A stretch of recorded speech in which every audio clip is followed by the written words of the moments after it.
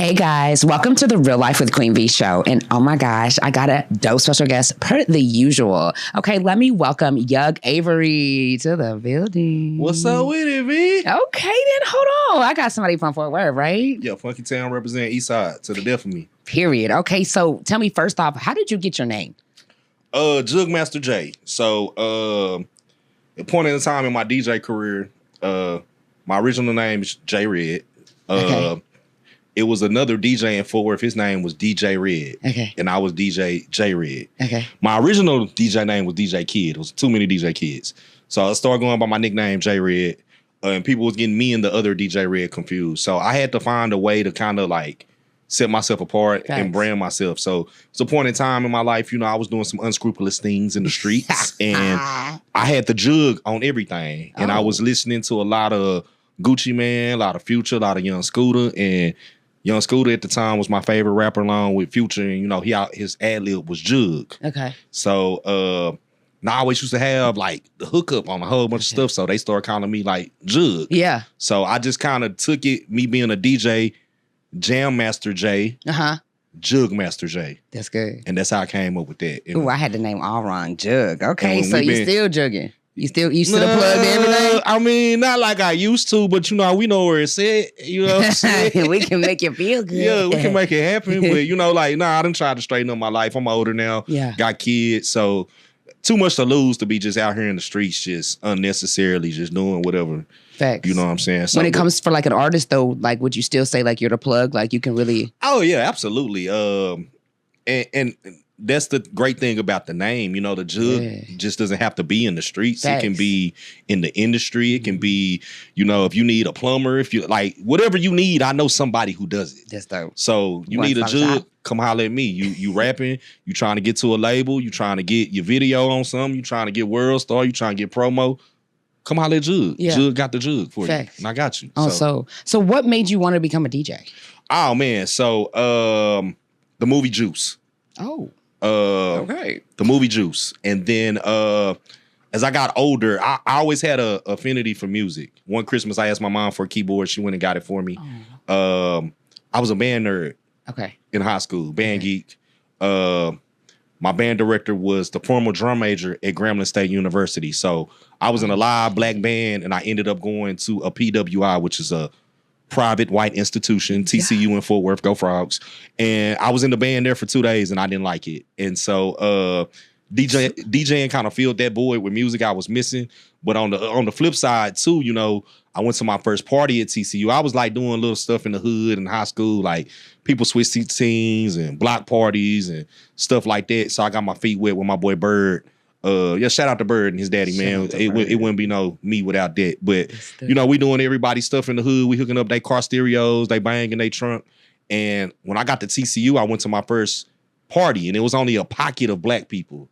And so when I go to this is the black party, I'm like, man, this DJ is terrible. It was terrible. I'm like, I can do better than that. Yeah. And so I had a friend give me a program, and then my line brother ended up he just wanted to be an entertainer. So whatever he could do, whether it was comedy, rapping, acting, whatever, DJing, he was just trying, you know, just throwing darts against the wall, seeing what was gonna stick. Okay. And he came to me one day, he was like, bro, you really want to be a DJ? I was just trying to, you know, get my name out, meet some people here. He gave me my first pair of turntables. That was probably like in 2009. And I ain't really looked back since. Oh, that's dope. So, do you feel like you're walking in your purpose, like this is for you? Absolutely not. Oh, shit. Absolutely not. I had to dumb myself down a whole lot to be in the environments that DJs thrive in. Okay. What my purpose is, I don't really know. You know, I had some personal things going on in my life that kind of threw me off track, and what was a hobby for me, something that I really enjoyed doing, turned into a career for me. So I don't necessarily think I was walking in my purpose, but I think eventually it became my purpose. Yeah. But, you know, from the onset, no. Like, I saw myself working at a major network or working in corporate America or even being a lawyer or a doctor. You know, I graduated number 9 from my high school. I had a 4.0. Shit. I could have went to any school in the country. My mom still got the letters from MIT and Yale in like a picture frame. Smart as fuck. At the house. So I ended up being a strip club DJ for 10 years. So really made mama proud. Man.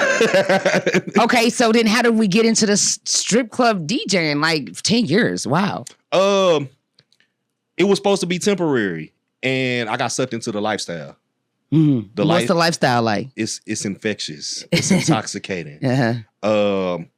You ever seen New Jack City? Yes. You remember when they put Pookie on the drug floor? Yes. That's how I felt. Okay. The day I went to the strip club. Yeah, I know it's so funny. You mean to tell me I can play the jams that I'm listening to? And keep in mind, I was 22 when I got into it. So I can play the jams that I listen to every day with my partners on the block.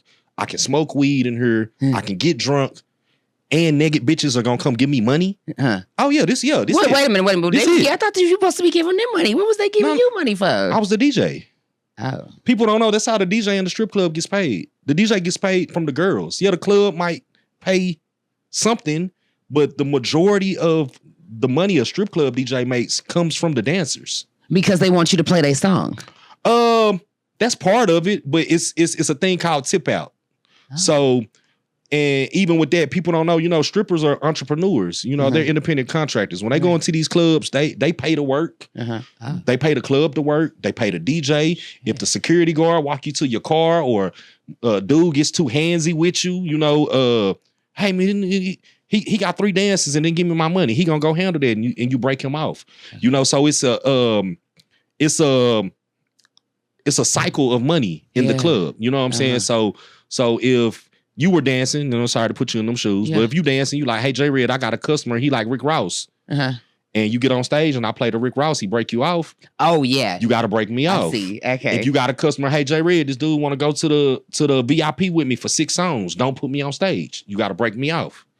If I put you on stage, I say, hey, my partner down here from Florida, I'm going to play this Boss Man D-Lo real quick. And he go dumb, hey, you got to look out, break me off. So the majority of the money that was made was from the dancers. Oh, that shit so they work hard then. Okay, y'all work hard then. And you gotta tip your hat to them girls. Yeah. Like takes a lot of courage. They really in shape though. Y'all got the Megan knees, do you hear me? Some of them are, some of them ain't.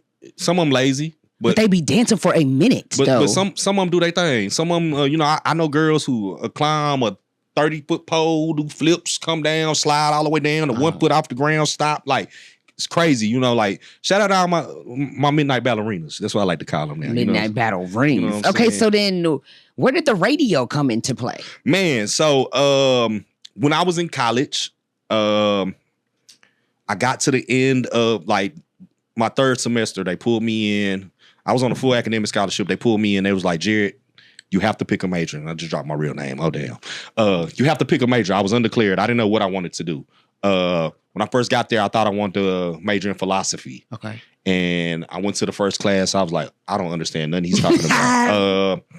Then I poked my head in some economic stuff. Didn't want to do that. So I was DJing by this point. They was like, you got to pick a major. So I just declared radio, TV, film as my major, just so my academic advisor and the person over my scholarship program will leave me alone. Okay.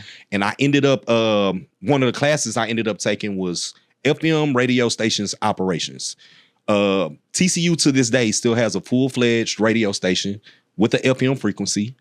And it was a class. So we worked, the class was us working in the radio station. So that's how I cut my teeth and I learned. And I had a show with another classmate of mine, half rock, half rap. First hour was rock, second hour was mixed, third hour was rap. And every episode I brought in a different definition DJ, really telling my age, and a different local artist from Dallas or Fort Worth, and we'll debut their song. And so it kind of blew up to the point to where this is when Kiki J had Street Swag Sunday going crazy. She retweeted. Kiki J, she is so dope. She retweeted, y'all tune in tonight. And I had a Fort Worth legend, Long Live Monty Wayne. He was my co-host. Monty Wayne. Okay. And it kind of took off. And once I left school, I just kind of got in the club. So about 3.5, 4 years ago, really good friend of mine, somebody I consider a big brother, is DJ Papa Run. Yeah, shout out to DJ Papa Run. Oh, love. Yes. What's up, Papa Run? So thanks. I just randomly FaceTimed him one day, and he was in the studio. at the radio station. I'm like, man, Blood, I'm proud of you. I love you, dog. You know, we chopping it up about other stuff. And I was like, say, Ron, y'all hiring up there? And he was like, hold on, Juug, I'm gonna call you right back. And he just hung up abruptly. And then maybe 10 minutes later, he called me. He was like, hey, I'm gonna send you this link, fill it out. And call Hollywood Zay in the morning. And probably like 2 weeks later, I maybe had an interview, had another interview, but maybe like a month later. And then I started the weekend of the Grambling Prairie View game in 2023. And I've been there since. So, So, you know, I had a background in it in college, and that, you know, when in my interview, Bink could kind of tell I kind of knew what I was talking about. And I told him, I say, it's been well over, you know, 10 years since I've did this, but you know, I kind of know what to do. So I got in there and like hit the ground running. And thanks. So did you start off like full time like that, or did you have to build like you had like one day a week or something? No, so started off super part time. I started off board opping as a board op for Posted on the Corner when it was the night show, and I was basically, you know, just doing the board op stuff for this syndicated show on a satellite feed. And then I was given Sunday afternoons 1 to 5. That was my first time on air. Okay. I did that for about like 15 months, and I was the fill-in guy. So whenever somebody needed something, a day off, or wanted to take off, or had an emergency, whether it was the morning show at 5 o'clock in the morning, whatever it was, I was the guy on call. So it was a lot of days I would work the night show 7 to midnight, and then have to be right back at 4:45 in the morning to run the morning show. So I just showed that tenacity and consistency, and I was there, and I ended up earning me a spot. Now I'm the associate producer for Dallas for Posted on the Corner. It's our afternoon show, so I'm there 5 days a week. I'm on there Saturday night. I mix on Sunday nights. So 7 days of the week, I'm on 97.9 to be here in DFW in some way, form, or fashion. So how does that make you feel? Some days it feels surreal because it's just like, how does this little light skinned nigga from East Fort Worth make it? Say, I used to live right there. You know what I'm saying? How do you make it? You know, this is a top 5 market. How do you make it to the radio when this was a hobby? This was not something that... That's because God said he wrote your story. He has something bigger than you. Right. And sometimes we fight it. We do. A lot. That's the part of the distress. We always do. I'm still fighting it now. But your story is incredible. You know how many people... Your stories are fucking incredible. 7 days a week. Yeah. I'm, in some way, form, or fashion, I'm on the radio or contributing to the programming. Because, you know, there's some people that still be trying to, you know what I'm saying, and get... They've been for a long time and still trying to get where you know what I'm saying? Yeah. You came in swinging for real. Yeah, I mean, it was just, you know, like, when I do something, I do it. Yeah. And when I had my second interview with Bink, I told Bink, I was like, I'm getting older. The club scene ain't what it used to be. Yeah. It doesn't affect me the same way. I don't get the same thrill and excitement. So, like, if I'm going to keep being DJ J Red or Jug Master J, I need something that's going to be consistent, something that's going to be around and here for me. I got kids to feed. So I told him, I said, I see myself doing this as a career, not just me, you know, something I'm trying, or me having my own agenda, trying to do this and that. Now, like, okay, if this the job, I'm going to do the job. Facts. And whatever's asked of me, for the most part, that's what I do. Facts. So. For sure. So I want to take it. I know you have kids. So how would you ever feel like, you know, you have daughters? Yeah, I got 2 daughters. How would you feel like if they became DJs and they wanted to be in the strip clubs, or they even wanted to, because they seen what daddy did for 10 years? Just curious, how would you feel? Because daddy, you was in a strip club with them. I can get up there and dance, and I can get up there and DJ like you. What would you say to them? I would tell them, make that money, don't let it make you. But seriously, I would tell them, just, you know, don't get sucked into the lifestyle. Don't get sucked into the lifestyle. Treat it like a job. Treat it like a career. I lived like a rock star for a long time. Yeah. And I didn't even realize it. You know, I you know, it's just everyday routine. You know, I talked to my dad a lot, and he tell me, he was like, son, you were jet set, and you was living above what normal people do. And so, like, my normal is not the average person's normal. And so when that run kind of ended and I came back down to reality, I was just like, whoa, what is going on? I've been out of the strip club now. I've done some guest spots here. I say full time since probably 2022. So going on 4 years. Yeah. And in that time, I just really stepped back and kind of looked at not only what I accomplished, because we were in the thick of it, and we really didn't realize what we were doing because it was just like a normal day at work. A normal day at work for me would be doing V Live Dallas on a Thursday night to 5 a.m. I get on a plane at 8 o'clock, fly to New Orleans and do V Live New Orleans that night. Friday night, Saturday night, Sunday night, fly back Monday, be back in Dallas, V Live Dallas back at midnight that Monday. We do that Monday, Tuesday, Wednesday, Thursday, fly back to New Orleans. Or we're flying to Phoenix. Or we're flying to Detroit. Or we're flying to V Live LA. So when did you sleep? On the plane. On the plane, or between the hours of 8 a.m. and 2 p.m. I would get up right before the kids got out of school. Y'all, he's so dope. I gotta tell y'all. Do y'all know that he goes to Colombia? And he goes, when I was booking him, I'm like, can I, and he's like, yeah, I'm on my way to Colombia. I'm like, Colombia? Yeah. I'm like, what are you doing in Colombia? I'm like, you want to move there? Or what are you doing? He's like, no, DJ out there. I'm like, in Colombia? I'm like, are we talking about the same Colombia? He had to send me the flyer. I'm like, oh my God, you are going to fucking Colombia. He's like, yeah, I do this. I'm like, talk about it. Yeah, so big shout out to Club Delirium, man. Cartagena, Colombia.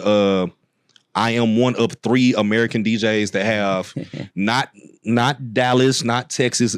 One of 3 DJs in the entire United States of America that have a residency at this club. It's the biggest and only hip hop club in Cartagena, Colombia.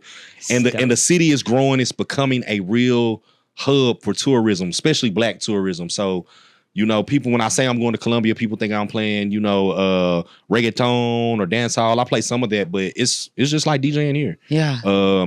It's no different than me doing Headquarters or the Garden or whatever your favorite club is in Dallas, Cash Cow, whatever, wherever you at.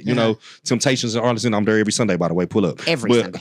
But it's just like DJing out there. So I just got some amazing people behind me that really believe in me. And were you nervous like the first time you went out there? Because it's like you're new to this when you're first time. No, I wasn't nervous. So the thing about it, the first time I went, it was supposed to just be a formal meeting and us signing the contracts. And so it was kind of supposed to be just like a 2-day trip, kind of mini getaway. And the GM and the owner took a liking to me so much. They was like, hey, do you have your stuff with you? I was like, yeah, my laptop's at the Airbnb. They was like, you want to spend the night? I want to see what you're talking about. Spend the night? No, spend. Do I want to spend? That's dope. Do you want to spend tonight? And I was like, shit, yeah. So they called up their Sprinter. Had the Sprinter come get me, take me back to my Airbnb, get my stuff. Sprinter drove me around the rest of the weekend. This was the time, like, you're having a meeting. Like, you're supposed to be going down there to have a meeting. I'm supposed to be going down there and have a meeting, and I end up DJing and killed it, of course. Yeah. And they were like, okay, yeah, we're going to bring you every 60 to 90 days. You let us know what works better for you. And I said 90 days is cool. They was like, okay, if we need you in 60, can we call you? I said, yeah, just make sure you send a flight. And it's fucking crazy. Yeah, we'll be here. So I just got back maybe 3 weeks ago at the beginning of this month. It's the end of June now. Yeah, so I was down there May 28th through June 1st, and I DJ'd that Thursday, Friday, and Saturday. And it's amazing. How was it out there? Like, is it like racist or like are they cool? For the most part, they're cool, but colorism does exist. And it's crazy, even halfway around the world, because they have what we call an Afro-Latina. Okay. I met people darker than you. Yeah. No offense. I'm super light skinned. Yeah, we know. And so even them, like you could tell like they were being treated different or looked at different. But for the most part, they can tell whether you're Afro. They can tell that you're American. Okay. They can tell. So they call us gringos. So they treat the gringos a certain type of way. They look at us like a walking ATM because our money is almost, I can check it, but it's at the very minimum 3 to 1 conversion rate. So so you was balling out there when you went out there to an extent. Yeah, I took $700 American. I was a millionaire. Fuck, I gotta go. Yeah, it's dope. I'm going back in September. I'm going too. It's my birthday. For 2027, we are planning. I'm Greek. I'm a Kappa. Shout out to the good noobs. Okay. we're planning a HBCU Greek Explosion Festival. And we're for 2027. For 2027. So we're gonna do like a big Greek takeover with all Divine Nine. We're trying to work out the details and everything right now. We're gonna book artists. It's gonna be really dope. And the thing about it is the owner down there is fully backing what he's like, whatever you want to do. I guess he knows some people out here, and my reputation even carried overseas. Yeah. So he's like, whatever you want to do, Red with Rojo. So you don't think that you walk it in your how you made it to Colombia? I guess it wasn't the purpose that you wanted, but I feel like it was destined for you because Colombia, bro. Maybe so. What do you eat over there? They got French fries? They got French fries. I mean, you can eat traditional Colombian food, but they have KFC there. Oh, they do? They got this place called Frisbee's. That's kind of like a cross between Chick-fil-A and Williams Chicken if they had like a love child. They had a love child. It's a lot of seafood. Because Cartagena is a coastal town. So when I'm there, I eat a lot of like fresh fish. It's like you can taste the Atlantic. You know what I'm saying? Like it's a lot of fresh fish, a lot of seafood. They have, traditional Colombian food, some picanha. It's like a roasted steak or something. It is seafood? No, it's like a roasted steak. Like, like they eat the same stuff we do now. Now, what did trip me out is when you go in a grocery store, the milk sits on the shelf. See, that's not good. You're not supposed to drink that. No, it's cool because it's not pasteurized. Oh, shit. The eggs sit on the shelf. Like, all that stuff sits on the shelf. So that's how you know what we eat is bad. Right. It's not pasteurized. When you get a bag of Cheetos or something, Doritos or Skittles or something out there, it's maybe 7 ingredients. Versus when you flip the bag over here, it's words you can't even pronounce and never even seen before. So shit is insane. Even the alcohol. Like this last time when I was out there, I was on the whiskey. I was drinking. Shout out to my vatos. I was drinking this stuff called Bucanas. Okay, that's like if you a Mexican dope boy, that's like your Hennessy. That's what they like. So I had got a bottle of Bucanas, and the boys was on the Don Julio. I drank a whole bottle in one day. And I woke up the next day like, yeah, what's up? What we doing? Y'all hit the beach? What we doing? No hangover, wasn't sick, didn't feel bad, wasn't sluggish, nothing. I could tell, a little dry. I felt like, I had a hard night of drinking, but not like if I would have did that here to where I'm like just laid out in the bed, just sick, So it's definitely everything's made different. It's definitely a difference in what these corporations are putting in our food and drinks that we're putting in our bodies. So what's the hotels like? Do they look good? They look different? So I typically always get like an Airbnb or the first time I went, we were in a condo. Second time we were in a house, but I did walk through a hotel. I'll show you the pictures when we get done. But I mean, it looks like like the Hilton or the Four Seasons out here. But it wasn't as expensive. I mean, if you're a Colombian resident, yes, expensive. But to us, it's about and like I said, that like the city is becoming more of a tourist hub, so things are kind of getting more on par of what we kind of spend versus when the people who kind of put me on this journey first started going 5 and 6 years ago. So even me, when I went in February, I paid $685 round trip when we went to because they didn't pay for that flight. Because we were supposed to fly out there for the meeting. So then the second time when I went in May, he told me, he was like, yeah, your flight was $1,400. Because like I have to keep like a record, like what's it called? I gotta keep some books of what they're paying me and stuff. Right. So I gotta send all that stuff in. So he was like, yeah, your flight was $1,400. I was like, man, I just came out here. Like it was half of that. So it's getting more expensive, but it's still, like I say, the money is almost. I mean, I think that's so dope. 3 to 4 to 1. So it's fucking sick. Yeah, it's great experience. Yeah. But that's not my first international gig. Okay, my first international gig was in Provincials, Turks and Caicos. Oh, and that was in 2019. Okay. I DJ'd, what is the name of that club? But I DJ'd at a club out there. It's the one big club out there. I'm trying to get back out there. And then they have this, it's kind of like a swap meet thing and like an outdoor day party called the Fish Fry. And it's all these different vendors. They selling clothes and beads and food. And I DJ'd the Fish Fry for about 45 minutes. I had like a 45-minute set. I did a full set at the club. But that was my first international gig. So we trying to take this worldwide. I was just going to ask you. I'm trying to go to DR. I'm trying to go to Ghana, Africa is really on my map. Yes. That's where I want to go. You gotta go. I wouldn't mind going to Greece. I wouldn't Ibiza, Spain. That's like, boy, when it comes shut down America, you're gonna know exactly where you gotta go, and I'm finna call you. Where's we going? Make sure one of these 17 places. Let them know QueenV gotta go. Gotta go, man. Get your passport ready. We on the road. Facts. I'm on my way. You hear me? Especially in September. That's my birthday. So are you a Virgo? Virgo, September the 19th. Oh Lord Jesus. What's wrong with us?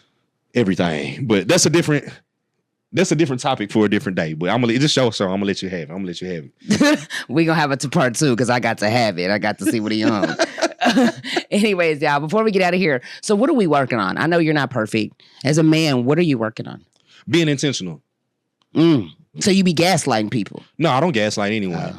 But I'm saying just who I was 5 or 7 years ago versus who I am today.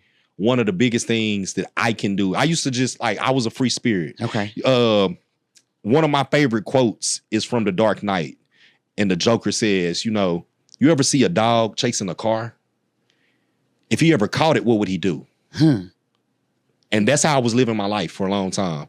I was just gig to gig, day to day, just riding this DJ wave. But now it's like, what's the plan, Jared? Right. 40's knocking at the door. What is 45 going to look like? Right. What is 50 going to look like? So me as a man, that's what I'm working on. Moving with intent, moving with purpose, which purpose can change. But me being intentional about what I'm trying to do, what I'm trying to say, what I'm trying to accomplish, I think that will correct 85% of the problems that I have in my personal life. Do you think having a strong person on your team will help you too, or you think that just being by yourself? It's hard being in the industry you're in. Having a person is not always the answer. I had a person for a long time, but sometimes it's about having the right person. Thanks. So it's like, if that person doesn't understand you, doesn't understand your goals, doesn't understand the industry that you're in, then it's just like not having a person there at all. Thanks. So, sometimes you have to hit the reset button, step back, evaluate, and do what's best for you. Thanks. And as a man, what I'm learning now, because I got in that relationship super young. I didn't understand even what it meant to be a good mate or a good partner or a husband or any of that. So now I know I can't take care of anybody else, unless I'm straight. Facts. First and foremost. That comes down to my kids. If I have a new wife, my mom, who's ever in my tribe, and that's what I call it now because I'm at the age now, whoever I meet, they're going to have kids for the most part. Facts. If they don't, they want to have one immediately. Facts. You know what I'm saying? Immediately, man, bro. Dating at this age is crazy. It's sick. So it's motherfuckers trying to pay bills and riding bikes. Like, bro. Right. Your car. Or I meet a lot of women who want to be paid to be in a relationship. Oh, they do.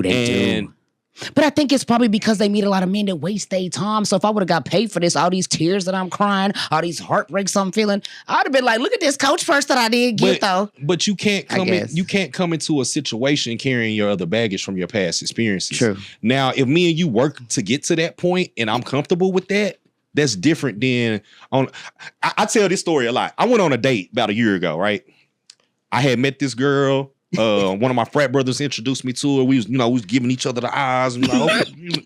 So I'm trying to impress her. She tell me what she do. I tell her what I do. I'm like, okay. So I take her to a steakhouse. Okay. And usually first date, I'm cheap. For real? But for this girl, your first date, I'm cheap. Because if you can't go do the cheap date with me, you don't deserve the steak and lobster. If we gotta do the cheap date, I'm gonna pay for the date because I'm not doing cheap. I mean, that's cool too. And I appreciate that type of sentiment. A lot of women don't even have that sentiment. So I took it on a nice little steak date. Great. It was during happy hour though. So, but still, I took her to somewhere real nice. And so we get to talking, and about 20 minutes into the conversation, she's like, yeah, so I got this hole in my roof. My homeowner's insurance won't cover it, all of it, and I'm about $6,700 short. Red, what do you have on my roof? Now, when I tell this story to people be thinking I'm making this up. No, this has really happened to me. And I've been like kind of, bitter trying to date ever since this. Cause she was like, well, so what you got on my roof? I said, what you mean what I got on your roof? What State Farm got on your roof? Yeah, shit, this is what the state got on your roof. And she was like, yeah, like they're going to pay all of it up to $6,700. If you want my time and to build something with me, you have to show me your commitment right now. I said, baby, what's my middle name? She was like, I don't know your middle name. Exactly. So how crazy is that? You don't even know my full name, but you want me to unass close to $7,000 over a roof that my head ain't even under. I don't even live here. I got my own roof. I got my own property taxes. I got my own bills. I'm trying to fight bad out here today. So you know, I think the thing is, you know, social media, people looking and comparing and contrasting, you know, comparison is the biggest thief of joy. So people look at somebody's life, oh, my man got me X, Y, this, or my girl got me this, and that, and people come home to their relationship, well, why you ain't doing this? Why you ain't doing that? You don't know what demons them people fighting inside of their house. You don't know how many times that nigga slapped her and put her in the closet. Come on, man. Yeah. All kind of shit. Yeah, so you don't know what they going through or what they done been through for them to get to where they at. So like, quit comparing, quit contrasting, quit coming to the table saying, hey, I need this, I need that, I want to do this. So, so, you know, I ain't really been trying to date unless it's just like, you know, I'm just looking for the right one. You know, I ain't saying this all the way off the table, but I'm working on myself and I'm trying to build something to where when that mate does come along, she just can step in and do her role and everybody's cool. You know what I'm saying? Perfect. Okay. So before we get out of here, tell everybody where they can find you at. At Juug Master J on all platforms. That's JUUG MASTERJAY. On Facebook though, I'm Juug Avergy, and I got a second page. I got a fake Facebook page, but it's You do? Yeah, it's J Red. What you doing? Sneaking and geeking? It's J Red Juug. So I had got locked out on my page for a little while. I'm like, I know you ain't sneaking and geeking. Is it J Red Juug or Juug J Red? It's one of the two, but type in Juug on Facebook, I'm gonna pop up Juug Avergy. And don't forget to go to Temptations on Sundays. Temptations be lit. I love that little swing. I be going there and just swing. Yeah, be jumping. We been there for a little minute now. And shout out Tycoon Commission, Chris Pooh. You gonna have the Kane there Sunday? Yeah, Kane gonna be there this Sunday. Okay, shout out not the little one. She really I'm proud of you. She been doing her thing, man. She been doing her thing. And that's one thing I've always kind of prided myself on is trying to give the artists here in the city a platform. Like, so even all the way back in my TCU days, like I said, my radio show was co-hosted by Muncie Wayne. Yeah, you know, and if you're from Fort Worth and you know Fort Worth rap history, like that wasn't no small fry. Like that was the big homie. Long live him. His legacy gonna always live long as I'm breathing. So yeah, I always just try to, you know, give back, give people a shot. Cause somebody gave me a shot at one point and look what I turned it to. Facts. Doing the motherfucking thing. Doing you know what I'm saying? You making you a name for real. Going doing out. The most. Hey, I gotta get my passport. I gotta make that note to myself. Yeah, go get it. I'm for real. I gotta do it same day for a nominal fee. I got you. We're going to talk about this. See, Juug. All right, you guys. Now, look, I'm QueenV. Don't forget, anything you put your mind to, you can do. Because, you know, you see him, he jugging. You know what I'm saying? What'd you do, magic tricks? No, I'm just kidding. He just can jug real well. But you guys, don't forget the word impossible says I'm possible. So really, really go out there and get that for you. And his name is Juug, not Yug. I don't know why I thought your name was Yug. Juug makes sense, though. Okay? He finna jug everything. If y'all need anything, y'all call me. Because I'm going to call him. Yeah, okay? That way. Period. And I'll break you off for Founders Free. Of course. Everybody eats me. Yeah. Everybody. All right. Well, I'll see y'all.